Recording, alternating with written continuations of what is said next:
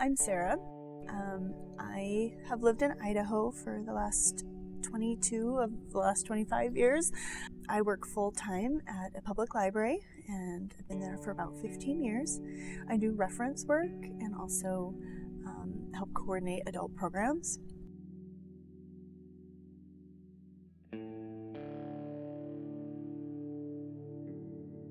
One of the hard things about suicide death is that there's a really big stigma associated with it, and sometimes people become defined by the way they died instead of the way they lived, which is really sad because, you know, he was a wonderful person in so many ways.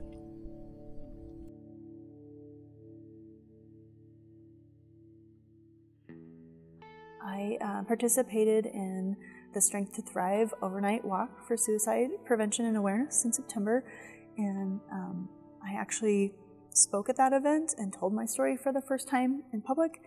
And so I think I was just in the midst of that and like working on what I was going to say, and then I realized as I was working on like how difficult that was, that process was, that I needed some sort of outlet to help me kind of process all the emotions that had come up by working on that speech.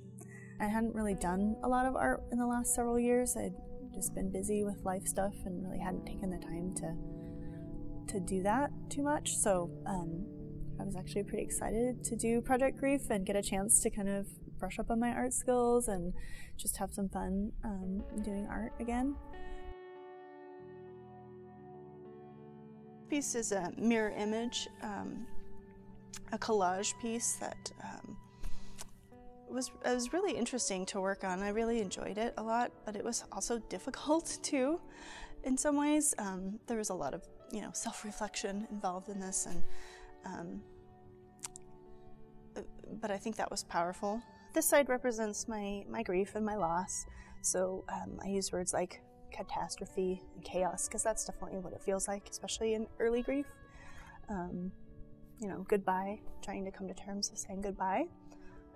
It's just really hard.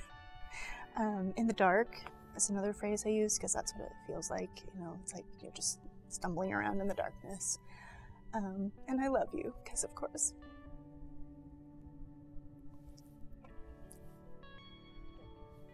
There wouldn't be grief if there wasn't love.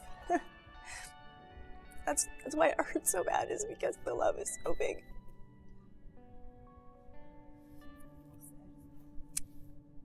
Yeah.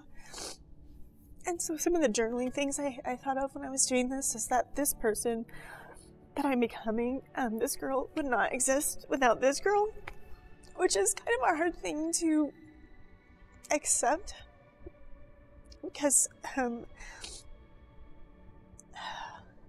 yeah, I mean, we don't like the grief. We don't want that. It hurts. It sucks. And it's hard to think that something really good can come from that because you don't want to feel like you needed to have that pain or grief to become a better person. And I don't think we necessarily do, but we can become better people as we work through our grief. I would give all of that up to have him back. But I know I can't. I have to accept what's happened, and I know that he would want me to go forward and to be happy and to make something good out of my life and out of my loss. You know, that's the way I can honor him and remember him. In the beginning it was a lot harder, but now it's easier to accept that and to use the pain as fuel to transform and to become better and to help others. I feel like I'm somewhere now a lot more in that side, like I'm getting there for sure.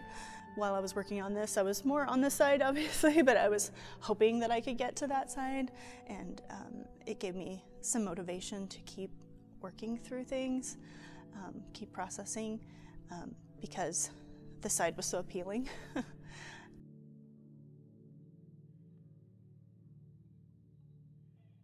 I tend to be a little bit perfectionistic, and so this course really helped me to learn to kind of let go of some of that perfectionism, just not need so much to control everything and to do everything right the first time or in a specific way. It just helped me realize that sometimes the best things can happen when we let go of control and just let things go and flow in their own way. So there really isn't a timeline to grief or any set stages. So don't think that you have to be done with it in 6 months or a year, or that, you're just going to be able to move on. It really doesn't work that way for most people. Especially if it's a complicated grief, which suicide loss is definitely a complicated grief. There's just more layers and depth to it. So I would really encourage you to go easy on yourself. Just have a lot of compassion and grace and patience for what you're going through, because it's super hard. This is not normal. It's not a normal thing to have to deal with. And it's really just critical to feel and deal with your emotions if you want to heal. Yeah, I think anyone who is grieving can be a grief artist. We all have a unique perspective and a viewpoint, and we all just see things differently. And so, there's a well for each person to draw from that's endlessly creative. And yeah, I think anyone can make grief art.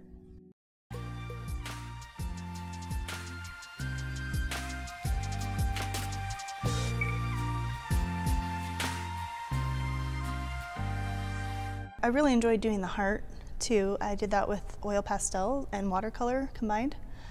I just think it looked pretty cool. It turned out neat.